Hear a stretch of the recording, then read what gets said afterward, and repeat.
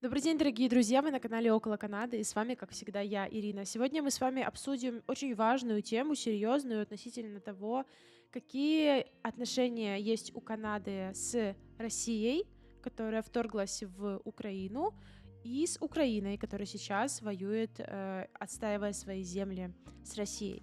И очень интересно посмотреть на это со стороны, можно так сказать, информационной, да, как это все выглядит, какие на самом деле сейчас отношения у этих стран и какие они были до этого. Я решила просмотреть, проанализировать это все, так как на самом деле в интернете информации сильно много я не нашла.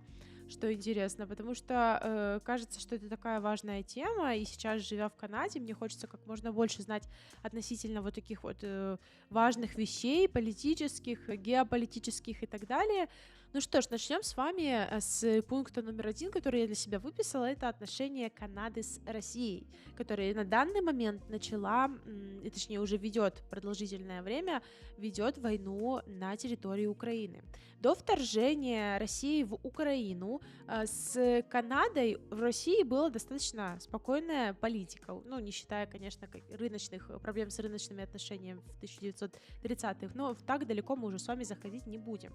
Отношения Канады с Россией были спокойными и уже, можно так сказать, налаживались. Ухудшение отношений с Канадой и Россией наступило после того, как была смена власти в Украине, ну и, конечно же, после того, как Крым, с которого я, собственно, происхожу, то есть я родилась в Симферополе в Крыму, был аннексирован Россией, то есть сейчас находится под оккупацией. Руководство Канады в то время отказалось принимать участие в праздновании 70-летия Дня Победы, и после этого начались вот такие вот плохие взаимоотношения, ну то есть политика стран и взаимоотношения политических стран начали ухудшаться. Канада, что интересно, неоднократно вводила санкции против России и против гражданских лиц Российской Федерации. Более 200 лиц Российской Федерации, граждан Российской Федерации находятся сейчас под санкциями в Канаде. Это очень интересный факт. Канада является одним из самых громких критиков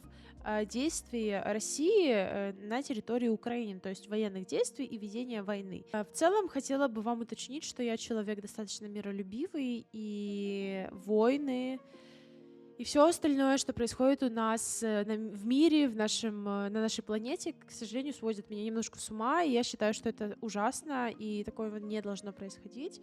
Но кому мы можем это объяснять, и когда человечество этого не делало, я не знаю, это было всегда. Это очень сложно к восприятию для меня это очень страшно, непонятно. На самом деле, вообще политика и темы такие философские достаточно тяжелые, но просто я бы хотела уточнить то, что я не являюсь сторонником войны, и то, что сейчас происходит в Украине, на самом деле это жуткий ужас, и я бы очень хотела, чтобы это наконец-то закончилось. Конечно же, Канада не раз призывала к соблюдению международного права, которое было нарушено, к сожалению, Россией, и на самом деле это очень печально. Но эта позиция Канады, конечно же, показывает нам именно вот эту вот приверженность Канады к мировому порядку и к спокойствию, миру во всем мире, основанному на законе и праве. Несмотря на то, что между Канадой и Россией сейчас существуют такие политические распри, основанные в частности на том, как ведет политика России, да, и в какую сторону, и относительно того, что началась война в Украине, то можно сказать, что граждане России и Канады все-таки ведут обмен культурами, и в частности в Канаду приезжают россияне. Я не раз слышала о том, что в Канаду приезжают из России, и люди здесь живут. Я ничего не имею против людей, и, конечно же, я не имею в виду, я как бы не хотела бы кого-то оскорблять, потому что люди есть везде люди, да. То есть мы все люди, и вне зависимости от того, где мы родились и какой паспорт мы имеем. Главное, что у нас в головах и что мы несем в этот мир. И, конечно же, ну, я думаю, что приезжая сюда, люди с России или не с России, из других стран, ну, собственно, мы сегодня говорим о России, думаю, понимают, какую политику ведет Канада, и если кто-то сюда приезжает человек, например, с какими-то, ну, не знаете, такими расистскими мышлениями, но то это не лучшая идея. Хотя в целом, дорогие друзья, я встречала здесь людей, которые скрыто или не скрыто ведут такую свою политику вот расистскую в Канаде. И встречала людей с буковками Z, где-то, да, нарисованные, и слышала о том, что некоторые люди у себя возле домов там за Россию вытаскивают, да, и рисуют. То есть, ну, то есть это очень странно для меня, честно говоря, если ты живешь в Канаде. Ладно, если ты живешь где-то у себя там в России, в своем городке, и там топишь за Россию, за справедливость, все дела, это понятно. Но я не совсем понимаю, живя в Канаде, как можно вести как бы у себя в голове такую политику. Для меня это кажется очень странным и непонятным. То есть, ребятки, ну, такое реально есть. Я думаю, что везде есть люди определенной политики, пророссийской, не пророссийской.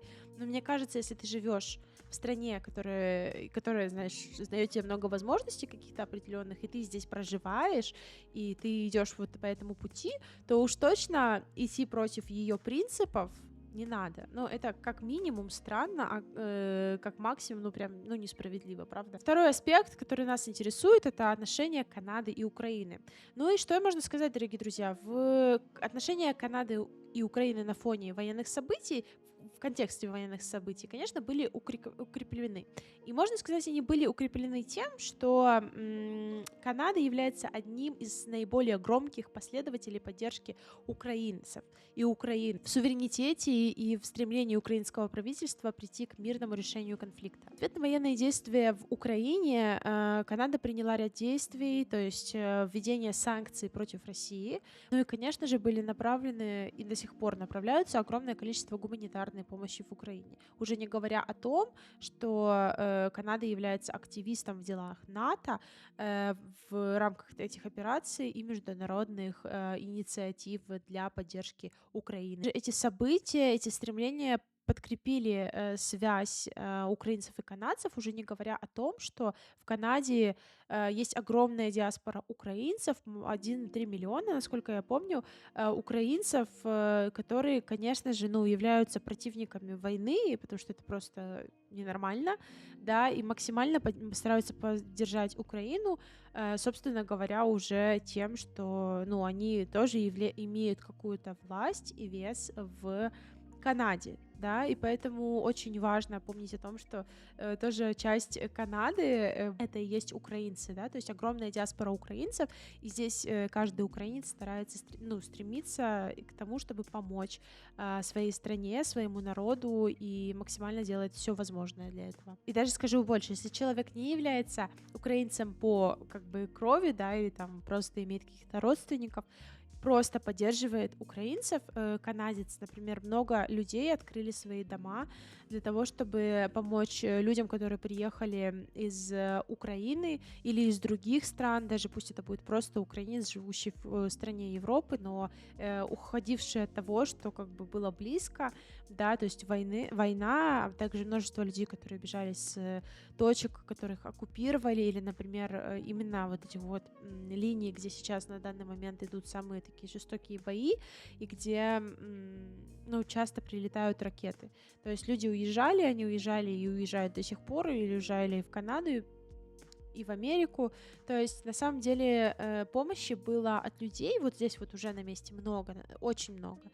Люди помогают и помогали, чем могут, то есть отдавали то, что им да, было, возможно, не нужно, возможно, нужно, ну, то есть они отдавали свое жилье на какое-то время, они бесплатно сдавали людям квартиры, то есть помощь была и есть на данный момент максимальная. От правительства для людей, которые приезжали с Украины, досталось по 3000 на каждого взрослого и по 1500 на ребенка, то есть, ну, как помощь была, да, понятно, что потом это все люди здесь не просто сидят и ждут, когда это там все закончится, все украинцы, которые сюда приехали, все должны работать. Если ты не будешь работать, ты не будешь иметь возможность жить. Поэтому каждый человек, который сюда приехал, он работает, он максимально тратит свои силы на то, чтобы также выплачивать эти налоги, поэтому не просто так все это как бы, да, работает. Понятно, что наши люди, они трудолюбивые максимально, и поэтому вот, поэтому так, как бы брать украинцев, звать украинцев не страшно, потому что, мне кажется, каждый знает, что если приезжают украинцы, ну, то будут делать на максимум. В целом перспективы сотрудничества между Канадой и Украиной очень велики, и на самом деле я думаю, что когда война закончится, Украина начнет больше процветать, чем ранее, и отстраиваться заново.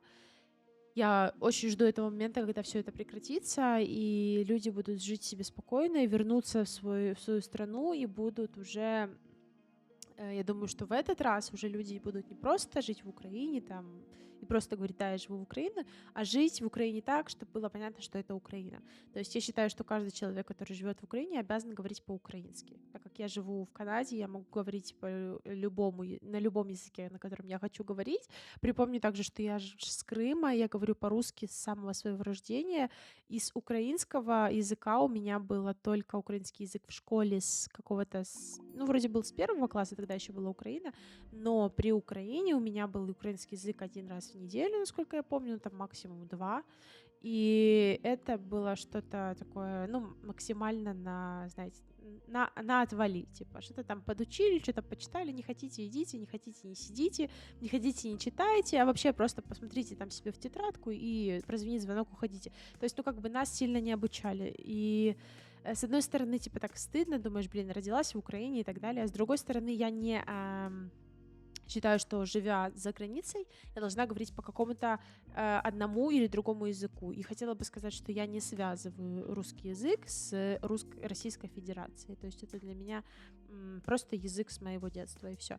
И поэтому, да, как бы люди, которые будут жить в Украине, они будут говорить по-украински, я надеюсь. Исключительно, конечно же, могут быть другие языки дополнительно. Это нормально совершенно. И несколько языков, например, в Канаде есть французский и английский язык. И вообще ты можешь в этой стране говорить на языке, который ты хочешь. Но когда вот нет этой такой национальной принадлежности, которой, правда, вот часто нет. Сейчас смотришь даже на Украину, да, и видишь, как это все происходит, как люди относятся. Ну, нет такой иногда вот чувства национальной принадлежности. И я вам скажу честно, мы в этом не виноваты, нам это не к нам к этому не приучали, да, то есть каждая страна ведет все-таки приучение каждого человека, да, или группы людей, идет такое воспитание нас. В любом случае, мы должны это понимать, идет воспитание нас как людей, как будущей нации. И вот, например, людей моего возраста, да, моего века, да, то нас не приучали к этой вот любви народа своего, да, то есть это понятно, что вот это вот искоренение всего украинского, оно было достаточно давно. Уже не говоря о рождественских украинских традициях и обо всем, что было искоренено Советским Союзом. То есть вот такая вот система давно шла, и живя в Украине, ты никогда не чувствовал, что ты живешь в Украине. То есть там не было такого. И мои родители, и другие люди, которые жили, во всяком случае, в частях в тех Украины, в которых я жила, такого прям яро украинского ничего не было. И поэтому очень сложно это воспринимать так, как есть. То есть ты как будто бы живешь, и ты человек ниоткуда. Но я надеюсь, что это изменится, и теперь детям с самого детства будут рассказывать о том, кем они являются, какие традиции они несут, каким народом они принадлежны, да, и какое они могут видеть для себя будущее, и к чему они могут стремиться. То есть вот этого у нас, к сожалению, не было, и это очень печально, мои дорогие друзья, потому что когда ты растешь в нигде, то есть как бы честно говоря, с самого детства мне говорили, что Крым является автономным, то есть он в Украине являлся автономным, да, автономная республика Крым, и мне говорили, что мы как отдельная страна, то есть мы никому не принадлежим, мы там что-то при Украине, но не до конца. И, ну, я говорю, как я слышала, правда? И вот так вот было. И когда ты так растешь, ну, то у тебя нет какой-то определенной народной принадлежности. И с одной стороны, это не очень, я вам скажу, потому что ты потом не чувствуешь вот эту вот силу тяги к дому. Может, поэтому у меня и не было силы тяги к дому, поэтому я и езжу по разным местам. Ну, в общем, я надеюсь, это изменится, и я думаю, что каждой стране нужен такой патриотический заряд, как, например, у поляков. У поляков огромный патриотический заряд. И, конечно же, не тоже вообще я тысячу раз уже выражала благодарность полякам в том, как поляки помогли Украине и украинцам. Я в то время была в Польше, когда произошла война.